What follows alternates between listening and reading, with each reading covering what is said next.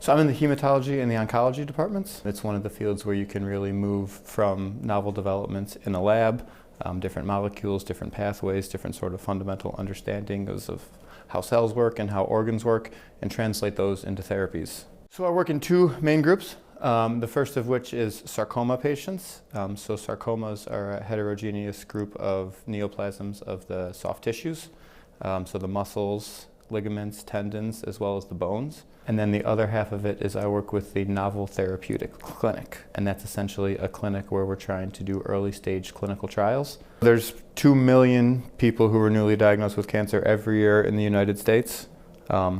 Clinical trials are the way that we learn what therapies do and don't work. Probably less than 1 in 100 patients newly diagnosed with a cancer ever gets put on a clinical trial. So expanding access to clinical trials is certainly an interest of both the Cleveland Clinic and the healthcare system overall. What the first visit looks like is essentially, I'll have some records of what's happened thus far. I'll usually sit down and say, look, this is sort of what I understand the path has been. The second step is then generally to sort of take a step back, usually open with something open-ended, tell me about yourself, essentially understand who the person is in front of you.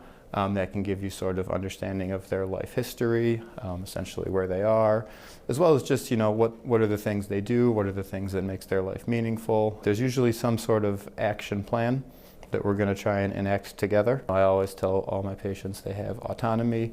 It's their lives. They have sort of the rights to make all of their medical decisions. So I think one of the things that we know that we can do is communicate openly and honestly about what the options are, what the different risks and benefits of those options are, and then help support people to make the decisions that are best for them. I have a daughter who turned 2 yesterday. We have a son coming in March, so just spending time with my family, my wife. We have grandparents nearby.